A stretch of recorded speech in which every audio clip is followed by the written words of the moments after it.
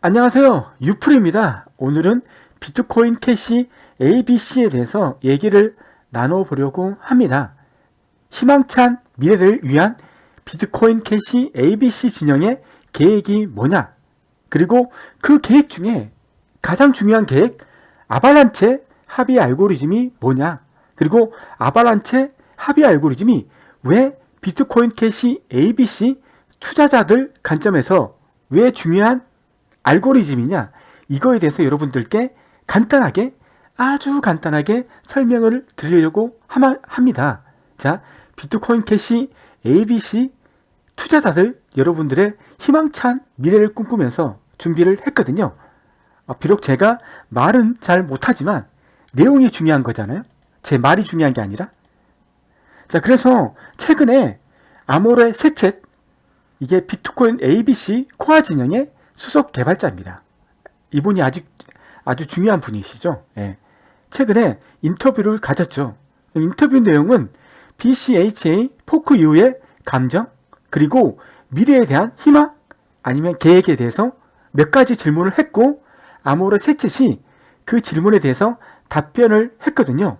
그래서 이 답변을 보고, 비트코인 캐시 ABC 투자자들 관점에서 투자를 해도 되는지, 아니면 어떤 점을 눈여겨봐야 되는지 여러분들에게 보여주는 시사점이 아주 크다고 생각합니다. 그래서 짧은 내용이지만 여러분들에게 킥하게 전달해 드리려고 합니다. 자, 첫 번째 질문. 아모레 11월 15일 날 포크가 진행되는 모든 이벤트, 특히 IFP를 지지하고 커뮤니티의 압력으로 인해 물러난 사람들을 보면서 어떤 느낌이 들었나요? 이런 질문을 했거든요. 제가 이 질문을 풀어서 얘기하면, 자, 비트코인 ABC를 지원하려고 했던 사람들이 BCHN 진영의 압력으로 인해서 비트코인 캐시 ABC 진영을 처음에 지지하겠다고 선언을 했는데 그걸 포기한 사람들을 보면서 어떤 느낌이 들었습니까? 라는 질문을 한 것 같아요. 자, 여기서 우리가 IFP를 모르시는 분들이 계시니까 제가 간단하게 설명을 드릴게요. 자, 코인베이스 룰 또는 IFP라고 합니다. 인프라스트럭처, 그 다음에 펀딩 플랜, 생태계를 위해서 돈을 어떻게 공급할 것인지에 대한 룰이죠. 자, 100%의 채굴에서 강부에게 92%의 채굴, 그 다음에 나머지 8%는 프로토콜 팀과 GNU, 글로벌 네트워크 카운슬, 글로벌 네트워크 협의회에 펀딩 하는 거죠.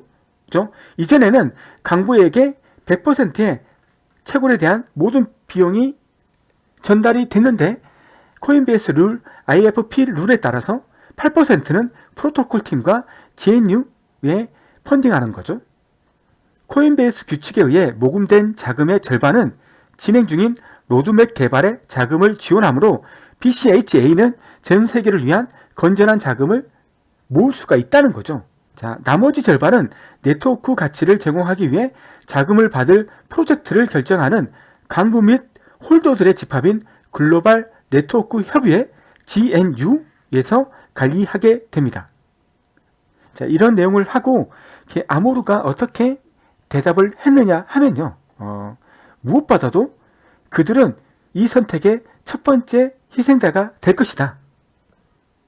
그들은 우리 BCH ABC 진영으로 들어올 수 없다. 그리고 이제 그들은 교체될 것이다. 우리와 그들에게는 놓친 기회이지만 새로운 사람들에게는 좋은 기회가 될 것이다. 라고 질문을 한 거죠. 지나간 일이니까 별로 중요한 게 아닙니다. 자, 두 번째 질문. 포크로 이어지는 긴장된 며칠 동안 BCHN에 대한 다수의 지원이 나오는 것처럼 보였지만 실제로 아무런 일도 일어나지 않았습니다. 그럼에도 불구하고 네트워크 분할이 불가피했고 이것이 올바른 방향이라고 아직까지 생각하십니까? 자, 이 질문을 다시 제가 해석을 하면, 자, 너희들이 지원이 될지 안 될지, 너희들 편에 설지 안 될지 몰랐지 않느냐? 그럼에도 불구하고 왜 BCH, ABC를 하드포크 했느냐? 정말 이렇게 한 게 맞은 선택이냐라고 물어본 거죠. 그때 어떤 상황이냐면 비트코인 ABC 진영이 32% 정도의 채굴 파워를 가지고 있었고요. 나머지 BCH의 진영이라고 하면 비트코인 언리미티드 얘들이 한 43% 정도, 그 다음에 BCHN이라는 애들이 21% 정도를 가지고 있었어요. 자, 이것만 보더라도 너희들이 하드포크에 실패할 것인데 이런 상황임에도 불구하고 하드포크를 진행한 이유가 뭐냐라고 물어본 거고, 그냥 아모리는 그냥 간단하게 말했어요. 네트워크 분할은 불가피했다. 우리의 신념에 맞지 않았다. 그래서 우리는 네트워크를 분할했다. 그리고 우리한테 지원한다고 했던 사람들도 있었다. 뭐 대표적인 사람이 마크 드 메셀이라는 사람이 있는데, 그 사람들 같은 경우에는 BCHN에 자금을 지원하는 사람들은 그가 준비 중이며 분할 자금을 조달할 준비가 되었다고 말을 했다. 그래서 그런 사람들이 우리한테 자금을 지원해 줄 것이며 우리 편에 섰지 않았다. 그래서 나는 네트워크 분할을 했다. 뭐 이런 식으로 제가 이해를 했고, 별로 중요한 내용 아니에요. 이미 지나간 일이잖아요. 그리고 지금은 비트코인 ABC 진영의 채굴 비율이 한 30%, 언리미티드는 한 43% 정도, 그 다음에 BCHN은 24% 정도. 그래서 얘가 하드포크 이후에 BCHN 이 진영이 조금 늘어났고, 그 다음에 비트코인 ABC는 한 2% 정도 지금 줄어든 상태예요. 뭐 그냥 쌤쌤이죠. 이런 상태입니다. 자, 세 번째 질문 한번 보실까요? 자, 미래에 초점을 맞추면서 이제 BCHA는 자체 코인을 가지고 있다. 2021년 세계 최고의 P2P 현금이 되기 위해 BCHA를 확장하는 측면에서 주요 초점은 무엇이냐? 어떤 방향으로 개발할 것이냐? 이렇게 물어봤거든요. 그러니까 아모리가 이렇게 얘기했죠. 이제 가장 중요한 항목은 생태계를 위한 좋은 기본 사항이 있고 아발란체가 배포되었는지 확인하는 것이다. 다행스럽게도 경합이 없기 때문에, 그러니까 반대 진영이 없기 때문에, 그 사람들하고 떨어져 나왔잖아요. 없기 때문에 개발은 훨씬 빠른 속도로 진행될 것이다. 자, 여기서 나왔어요. 아발란체. 여러분들은, 그러니까 여러분들이라고 하면 비트코인 캐시 ABC를 투자하고 계신 분들이 투자 관점에서 뭘 봐야 되는 거예요? ABC 진영에서 아발란체 합의 알고리즘을, 이 기능을 넣는 순간 어떻게 된다? 투자 가치가 높아질 것이다 라는 거죠. 그러니까 아모리는 지금 아발란체에 꽂혀 있어요. 이게 어떤 건지 지금 여러분들도 모르고 저도 몰라요. 하지만 아모리 세체는 아발란체 합의 알고리즘을 가장 첫 번째로 얘기했어요. 그래서 여러분들은 아발란체가 뭐지? 이거에 대해서 알 필요가 있어요. 누가? 비트코인 캐시 ABC를 투자하시는 여러분들은 아발란체가 얼마큼 빨리 적용되느냐에 따라서 값어치가 높아질 수가 있다는 거죠. 자, 다음 질문 한번 보시겠습니다. 자, BCHA는 일부 채굴자들에게 공격을 받고 있다. 51% 공격을 말하는 겁니다. 앞으로 이런 유형의 공격을 어떻게 피할 수 있는지에 대해 얘기를 한번 해줄 수 있느냐, 이렇게 질문을 했거든요. 여기서도 이렇게 말합니다. 아발란체를 배포하면 곧 과거의 걱정이 될 것이다. 그러니까 51% 공격도 아발란체가 합의 알고리즘이 적용되면 51% 공격 걱정할 필요 없다. 그리고 이 공격을 했던 사람들이 BCHA 진영인데, 이 공격에서 내가 생각한 것은 BCH의 리더십이 가치를 창출할 수 없다는 것을 인정하는 것이다. 그러니까 우리가 겁나서 우리한테 51% 공격을 한 것이다. 곧 그 말인즉슨 BCHA, 그러니까 비트코인 캐시 진영은 자기 자신의 제품에 대해서 확신이 없었기 때문에 우리를 공격한 것이다. 따라서 대안같이 우리를 파괴할 목적으로 51% 공격을 한 것이다. 이것은 패배 전략이다. 좋은 생각이 아니다. 시장 움직임이 이를 반영하고 있다. 우리는 너희들이 공격했지만 살아남았고 여전히 지금 작업을 하고 있고 우리 생태계를 마련하고 있다. 이렇게 해석을 하면 될 것 같습니다.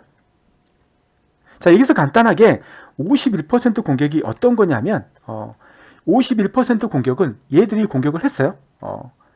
발음 어떻게 되는지 잘 모르겠어요.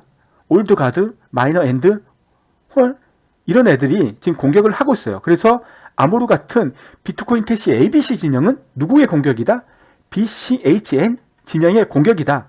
BCHN 진영이라고 하면 비트코인 캐시 진영을 말하는 겁니다. 얘들이 어떤 공격을 하고 있느냐면 이런 공격을 하고 있는 거죠. 자, 이 공격은 채굴자에게 8%가 아닌 100% 세금을 부과하도록 코드를 수정하여 채굴자들의 노력을 무가치하게 만들고 있다는 거죠. 어떤 거냐면 자, BCHA ABC 진영은 채굴을 하면 채굴자한테 92%가 가고 8%는 누구한테? 코아 진영 또는 GNC 진영한테 이게 나옵니다. 8%. 80이 아니라 8%. 근데 지금 얘들이 어떤 공격을 하고 있냐면 51% 해시 파워를 이용해서 100% 채굴한 채굴 비용을 누구한테 보내고 있다? 채굴자가 아닌 어디? GNC 또는 코아팀에 보내고 있어요. 이렇게 되면 채굴자들에게는 보상이 하나도 가지 않기 때문에 BCH, ABC 진영의 채굴자들은 여기를 떠나야 됩니다. 그래서 아예 채굴자들이 BCH, ABC 진영을 떠나도록 지금 51% 공격을 하고 있거든요. 그래서 아발란체를 통해서 51% 공격을 무력화시키는 합의 알고리즘을 BCH, ABC에 넣겠다는 거고 이게 넣어지는 순간 51% 공격, 즉 우리가 당하는 이 공격은 불필요한 공격이 되고 우리는 걱정할 필요가 없다는 겁니다. 자, 그러면 BCHA 추정자라고 하니까 어감이 좀 나쁘지 않아요? 그러니까 투자자, BCHA 투자자에 대한 추가 의견이 있습니까? 마지막으로 질문한 거죠. 그러니까 이렇게 아모르 세쳇이 이렇게 얘기했죠. 우리는 지금 우리만의 왕국을 가지고 있다. 조만간 GNC의 첫 번째 사례가 있을 것이며 그때 많은 방향이 설정될 것이다. GNC가 협의체거든요. 여기서 비트코인 캐시 ABC에 대한 모든 결정을 여기서 하게 돼 있습니다. 그러면 여기서 첫 번째 결정이 이루어질 것인데 그때 많은 방향이 설정될 거라는 거죠. 자, 이 회의 진행 내용도 제가 비트코인 캐시 ABC 투자자들을 위해서 제가 소개를 시켜 드릴 거고요. 그리고 이제 마지막으로 아모르 세쳇이 투자자들에게 이렇게 얘기한 거죠. 무모하게 투자하지 마십시오. 장기적으로 여러분이 필요합니다. 우리는 장기적 관점에서 지금 로드맵이 작동되고 있다. 지금은 어렵지만 미래로 갈수록 우리의 값어치는 늘어날 것이다. 그래서 투자자 여러분들도 너무 무리하게 투자하셔서 걱정하지 마라. 우리한테는 좀 시간이 필요하다. 이런 얘기를 한 거죠.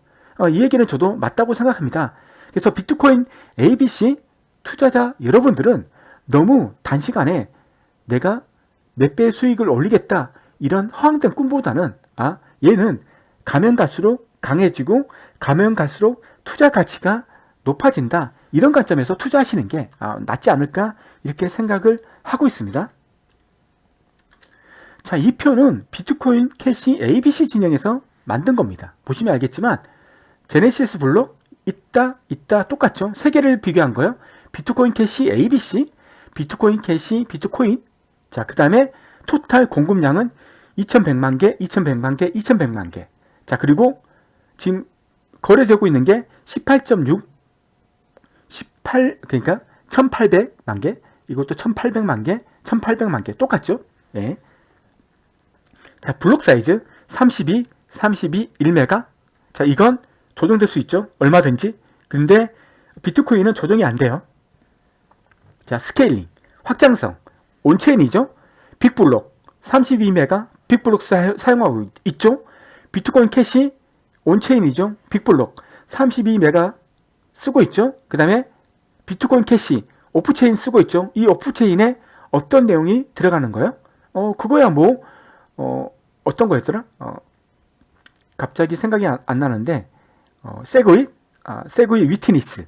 그러니까 알고리즘 제가 생각나면 말씀드릴게요. 세그윗 위트니스 분리시키는 거죠. 서명 부분을 블록체인에서 분리시켜서 따로 저장하는 거죠. 그래서 이건 오프체인에 저장된다 이런 의미고요. 자, 중요한 건 뭐냐? 패스트 컨퍼메이션 할 때 프리 컨센서스, 여기 아발란체입니다. 이거 보셔야 됩니다. 그리고 패스트 컨퍼메이션, 그러니까 빠르게 컨펌하는 거죠. 0컨펌 이건 없는 거고, 그러니까 0컨펌이면 바로 이제 즉시 이제 확인하는 거죠.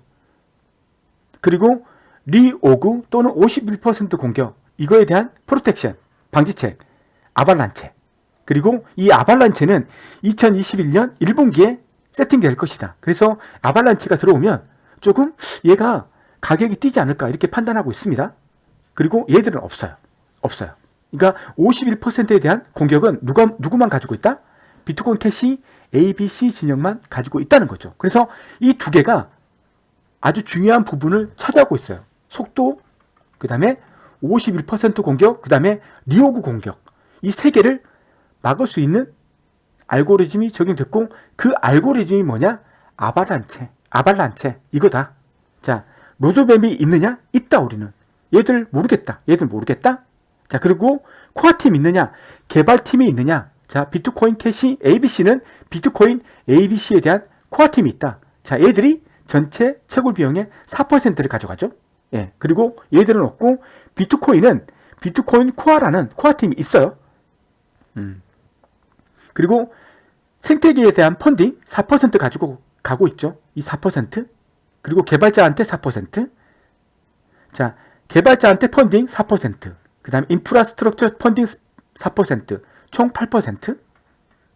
자, 그리고 펀딩을 관리하는 주체는 뭐냐? 개발팀이 관리하는 게 아니다.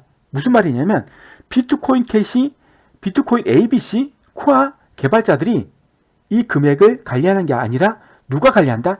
GNC라는 협의회에서 관리한다. 우리가 이거 관리하는 게 아니다. 누군가가 비트코인 ABC가 이 돈을 받아서 너희들이 독자적으로, 그러니까 뭐 너희들 하고 싶은 대로 마음대로 하는 거 아니냐, 이런 질문을 했거든요. 그때 말한 게 비트코인 캐시 ABC는 개발을 위해서 4%의 개발 비용은 받지만, 그리고 모든 운영의 주체는 누가 한다? GNC라는 협의회에서 한다. 우리는 운영에 관여하지 않는다. 이렇게 얘기했다는 거죠. 자, 이것만 보더라도 비트코인 캐시 ABC가 아발란체가 얼마나 중요한 역할을 하는지, 그리고 2021년 1분기, 1분기라면 1, 2, 3월달이죠. 3월달 안까지 아발란체가 적용된다는 거죠. 그러면 조금 좋아지지 않을까 이렇게 판단하고 있습니다. 자, 아발란체는 비트코인 ABC가 만든 게 아니라 아바랩스라는 곳에서 만든 게 아발란체 합의 알고리즘입니다. 자, 아바랩스는 블록체인 스타트업으로 코넬 대학교 박사과정 연구원들과 에민 균 시러, 발음이 정말 힘들죠? 아바랩스 창업자요. 예, 교수가 운영하는 블록체인 플랫폼 개발업체이다. 자, 이 특징이 4가지가 있습니다. 여러분들한테 아발란체가 어떻게 작동하는지 설명하는 거 무지 힘듭니다. 그래서 요약으로 정리를 했습니다. 대충 하시면 됩니다. 아발란체는 방향성 비순환 그래프 DEG와 비잔틴 장애 감내 BFT 알고리즘을 결합해 7000 TPS가 넘는 고속 프로토콜을 개발했다. 자, 우리가 알고 있는 어떤 데냐면 클레이튼 있죠. 클레이튼은 블록 생성 시간이 1초고 그 다음에 TPS는 4000이에요. 근데 아발란체는 얘보다 훨씬 더 빠르죠. 7000이에요. 7000. 거의 2배가 많아요. 엄청 빠른 알고리즘이에요. 자, 아발란체 프로토콜에서는 블록을 생성하는 리더 개념이 없다. 효율성을 높였다. 거래 내역은 블록이 아닌 대그 원장에 기록된다. 블록체인이 아니죠. 블록에 저장되는 게 아니라 대그 원장에 기록이 됩니다. 자, 리더 개념이 있죠. 자, 우리가 비트코인에서 채굴하는 누군가가 채굴했죠. 어떤 사람이 채굴하고 이 채굴한 내용을 옆에 있는 사람들한테 다 퍼뜨려서 내가 채굴한 게 맞는지 검증해 달라고 이렇게 브로드캐스트 시킵니다. 이때 채굴한 사람들을 우리가 리더라고 합니다. 리더. 근데 아발란체는 이런 리더가 없다는 거예요. 리더가. 예. 리더가 있을 때의 장점, 리더가 없을 때의 장점, 이게 다 있거든요. 지나가고, 세 번째, 비잔틴 장애 허용 알고리즘은 합의 과정에서 비잔틴 노드가 제출한 악의적인 메시지를 다수의 선한 노드가 제출한 값으로 수정해 합의를 진행한다. 어떤 거냐면, 자, POW죠. 비트코인 캐시 ABC는 POW입니다. 그래서 51% 공격을 당하면 어떻게 할 수가 없습니다. 그래서 이걸 저지하기 위해서 아발란체라는 알고리즘을 적용합니다. 이 아발란체는 검증하는 노드들이 51% 공격을 한 노드들이 보낸 내용이 선한 것인지 악한 것인지 판단해서 이걸 무력화시킨다는 거죠. 이게 아발란체 공격의 아발란체 합의 알고리즘의 가장 핵심 내용입니다. 그리고 이 내용을 가장 빠르게 설명할 수 있는 방법 중에 하나인 거죠. 자, 네 번째. 아발란체 프로토콜은 프라이빗 기능 지원, 인터체인 기술을 토대로 블록체인 사용성을 더욱 확보할 예정이다. 확장성이 가장 크다는 거죠. 자, 이 정도로 하고 이번에는 넘어갈게요. 다음에 제가 시간이 되면 이 아발란체 알고리즘이 어떤 건지 세부적으로 설명을 드리고 오늘은 간단하게 이렇게 넘어갈게요. 제가 여러분들한테 간단하게 합의 알고리즘에 대해서 소개를 시켜드릴게요. 자, 비잔틴 장애 허용 BFT 플러스 대그 이 두 개를 포함시킨 게 아발란체거든요. 아발란체? 네, 이거. 그래서 POW가 뭐냐, POS가 뭐냐, 그 다음에 BFT 이게 뭐냐를 설명드릴게요. 자, POW를 쓰고 있는 것은 비트코인, 라이트코인, 이더리움, 모네로, 퀀텀. 그 다음에 POS는 뭐 이더리움, 곧 되겠죠. 이오스 이런 애들, 디포즈죠. 간접. 자, 그 다음에 아발란체는 아니고 BFT, 비잔틴 장애 허용을 쓰고 있는 애들이 뭐냐? 클레이튼, 텐더민트, 이런 애들, 온톨로지 이런 애들이 쓰고 있다는 거죠. 그래서 우리는 지금 아발란체는 BFT 이걸 쓰고 있기 때문에 여기 부분을 잘 보시면 될 것 같아요. 자, 그래서 하나씩 비교를 할게요. 제한 자격, 취득 방법. 계산이 어려운 문제를 풀죠. 해시 파워가 중요한 거고, POS는 플랫폼 토큰의 보유한 양과 기간에 따라 결정적으로 또는 확률적으로 뽑힌다. 그래서 여기는 누가 많이 그 토큰을, 코인을 가지고 있느냐, 이거에 따라서 달라지는 거죠. 얘는 정해진 순번 또는 정해진 확률에 의해 뽑힌다는 거죠. 얘 같은 경우는 어떤 거냐면 이렇게 여러 가지가 있다면 POS도 같은 건데 이거죠. 뭐 첫 번째 블록 생성자가 얘가 됐다가 두 번째는 얘가 됐다가 무작위로 선출하는 거죠. 무작위로 뽑기를 통해서 무작위로 이렇게 뽑는 식이죠. 이렇게 뽑기식으로 이렇게 블록을 만든 사람들을 뽑는 거죠. 자, 두 번째, 네트워크 참여 제한 없어요. 누구나가 노드가 될 수 있어요. 누구나가 노드. 그 다음에 낮음, POS. 얘는 노드에 참여하기 위해서는 스테이킹을 해야 돼요. 스테이킹? 맞죠? 스테이킹. 스테이킹 안 하면 안 되죠? 없거나 낮음. 자, 그 다음에 비잔틴 장애 허용. 네트워크 참여 제한 높아요. 왜냐하면 얘들 같은 경우는 자, 노드들이 있잖아요. 노드들이 있으면 여기는 리더가 없기 때문에 이렇게 다 통신을 해야 돼요. 이렇게. 엄청나게 통신이 많죠?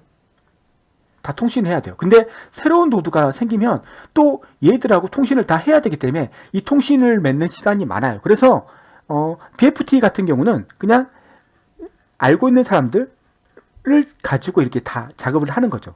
그래서 새로운 노드가 들어가기는 상당히 쉽지 않다. 왜냐하면 새로운 노드가 들어가면 네트워크 속도가 느려지고 뭐 그런 문제점이 있어요. 이런 치명적인 문제점이 있죠. 그럼에도 불구하고 클레이튼 같은 데서는 이걸 써요. 왜냐하면 속도가 겁나게 빠르거든요. 자, 합의에 필요한 연산량, 자, 높아요. 그래서 이 해시 파워가 높아야 되기 때문에 하드웨어, CPU, 메모리 이게 많이 필요합니다. POS 이거 연산 필요 없죠. 많이 가지고 있으면 투표량이 높아지는 거죠. 코인을. 자, 이거 낮아요. 뭐 그냥 알고 있는 노드들끼리 하는 거라서 그냥 낮다는 거죠. 자, 위협. 전체 연산량의 51%를 한 참여자가 소유할 경우 중앙화된다. 무슨 뜻인지 아시겠죠? 얘는 전체 토큰의 51%를 한 참여자가 소유할 경우 중앙화가 된다. 이런 문제. 뭐 특히나 이제 XRP 같은 경우 이걸 가지고 있는 리플사가 뭐 한 450, 500억 정도 50% 넘는 걸 가지고 있죠. 이렇게 이제 문제가 된다는 거죠. 이런 경우에는 자 BFT 같은 경우는 전체 참여 노드의 3분의 1 정도, 그 다음에 전체 참여 노드의 3분의 2 이상. 자, 전체 참여 노드의 3분의 2 이상이 단합을 하면 중앙화가 된다는 거죠. 예. 3분의 2 이상이 단합을 하면 위험이 있다는 거죠. 자, 이것으로 간단하게 비트코인 캐시 ABC에 대한 미래, 희망찬 미래에 대해서 간단하게 여러분들한테 얘기를 해드렸거든요. 그리고 비트코인 캐시 ABC에 대한 빠른 소식이 있으면 여러분들에게 투자자들을 위해서 제가 빠른 소식을 전달해 드리도록 하고 오늘은 여기서 마치도록 하겠습니다. 감사합니다.